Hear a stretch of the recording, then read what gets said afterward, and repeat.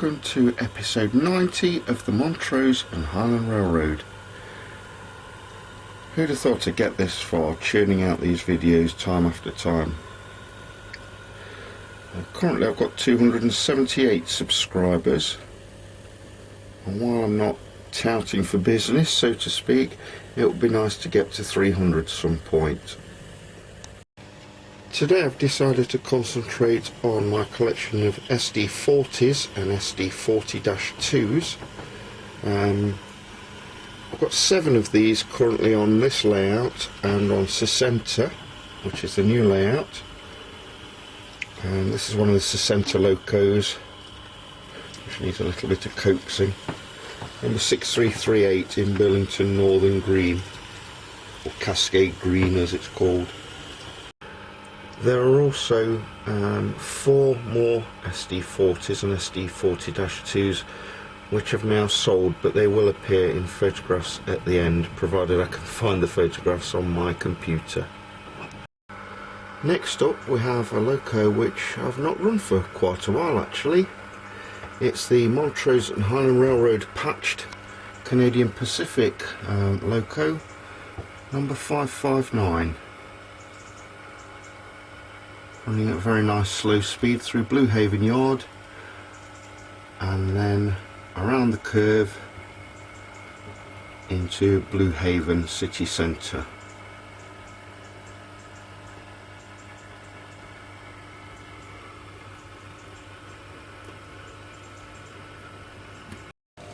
And now it's the Montrose and Highland Railroad livery number 182.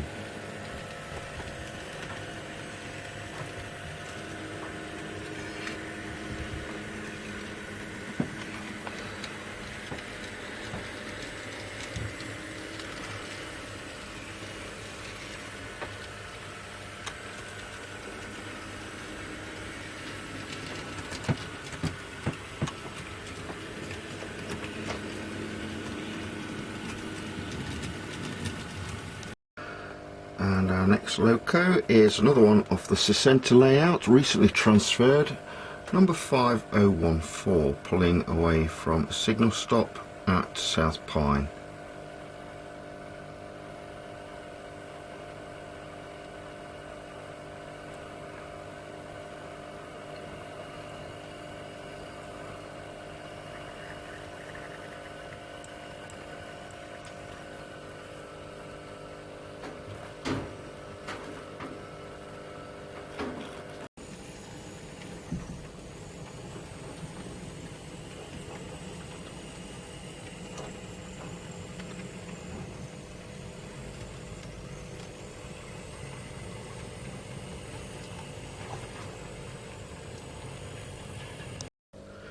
Another Montrose and Highland Railroad SD40, number 303, pausing in the yard at Blue Haven.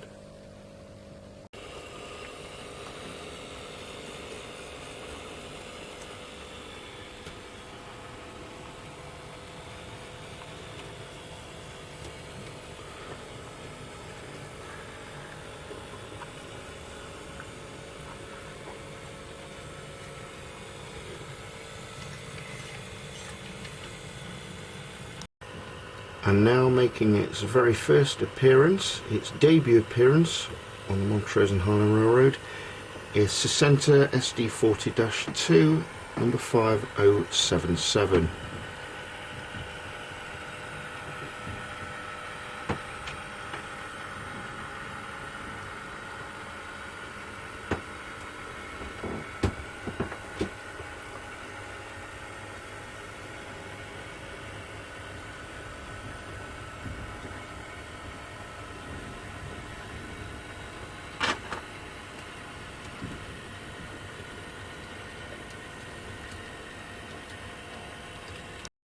The final SD40 which I can show you today on the layout is Wisconsin and Southern number 4006. It's pulling a train of corn syrup cars. Quite a few model railroaders recently have taken up Terry's tank car challenge. Terry is a person that models garden railroads, and it's not normally something which I would watch on video, but he's challenged railway modellers, no matter what their interest, to pull a tank car on their layout. So 4006 is going to pull a train of corn syrup cars to meet Terry's tank car challenge. Let's take a look.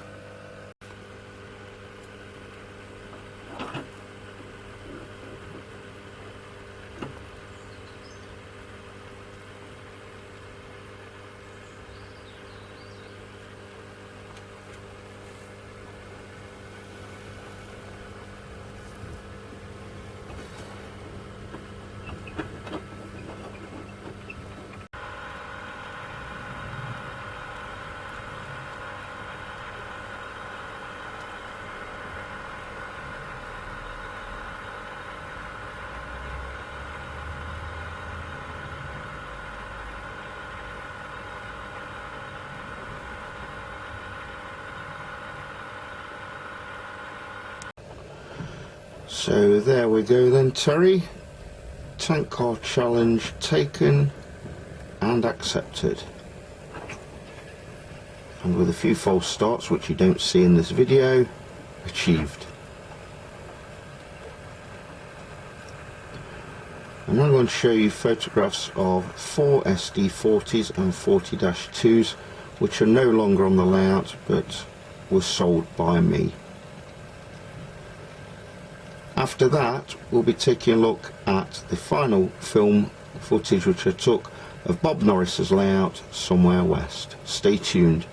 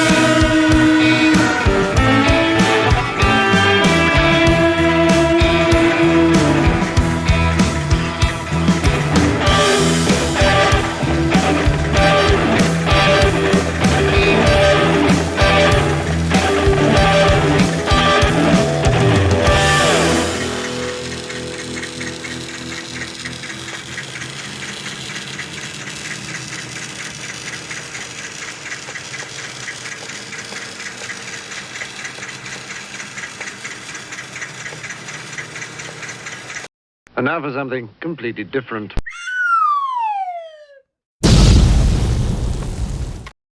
In today's top tip, I'm going to show you how I make flags and signs for my model railroads. I'm a member of many Facebook groups, as I'm sure a lot of you are, and in one of the groups, one of the guys asked how he could make a Scottish flag for his layout. Well, I'm not going to do Scotland today, but I will show you how I make American flags, which are flown on both the Montrose and Highland Railroad and also Sesanta. So let's take a look.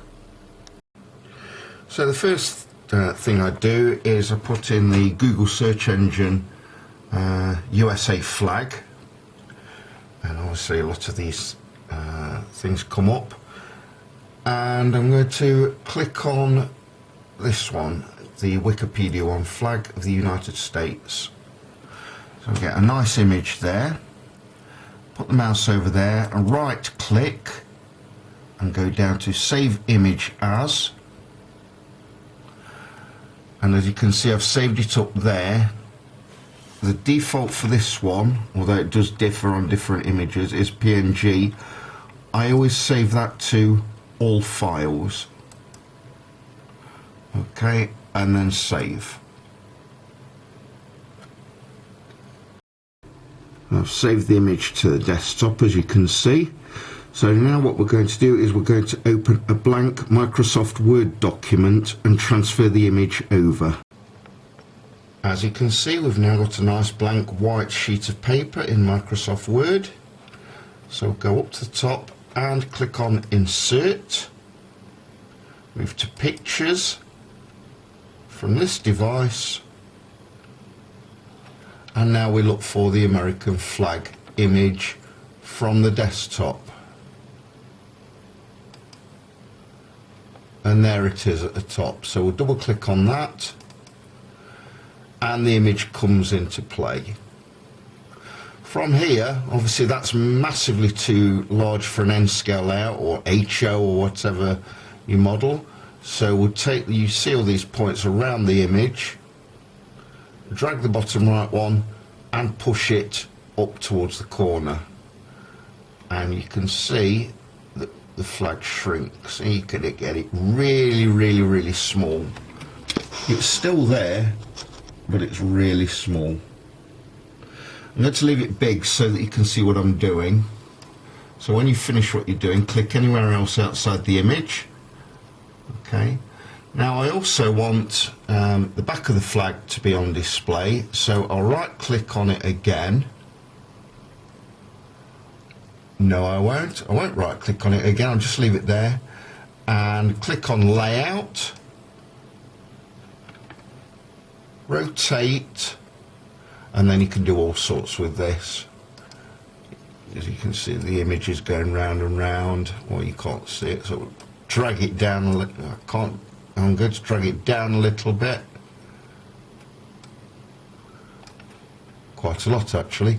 We'll go back to Layout, back to Rotate, and you can see I'm doing all this here. Rotate right, rotate left, flip vertical, but the one we want is flip horizontal. And if I now get rid of that, you can see the flag is now back to front. Okay, so we've now got a reversed American flag. The cursor is flashing down here, so we'll move the cursor down a little bit and we'll insert the original picture back in again. Back to the desktop. And you can see we're back to where we started, and you just pull that out to where you wanted it. And all you need to do from there is to print them out on a nice piece of paper and glue them together, and then once they're flat, maybe wrinkle them up a bit so as if the wind's blowing, and glue them to a suitable flagpole. So that's how I make flags, obviously in a lot smaller size.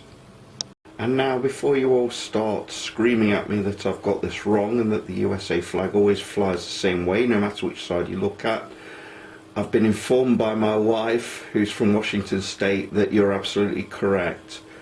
When you see a USA flag flying on a flagpole, it's the same both sides. The only time that you will see it with the reverse flag showing is on spacecraft, aircraft and military uniforms. So my apologies, but if you're going to be modelling any sort of spacecraft, aircraft or military on your layouts, then feel free to use the reversed USA flag. Sorry guys, I didn't mean any offence.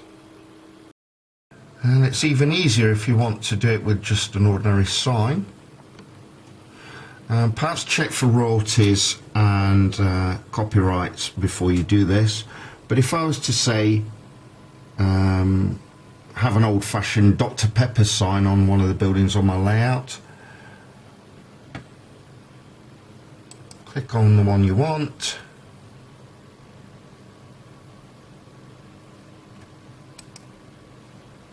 That's the one we want, so we will save as. Now I'm glad this has come up. If you see the type as web page, usually you can't save it as a document on your page, so we'll try and find another one. If I tried to save that, it wouldn't save, so we'll try and find another one. Here's another one, and I like it even more than the first one I selected. So remember, if it comes up as web page, you'll probably be unlikely to do anything with it. So we've got this one. We'll right click the mouse and save image as. If it comes up as a JPEG, that's the best one, but I'll do what I did before and save it in all files. And save. I want to go back to the desktop.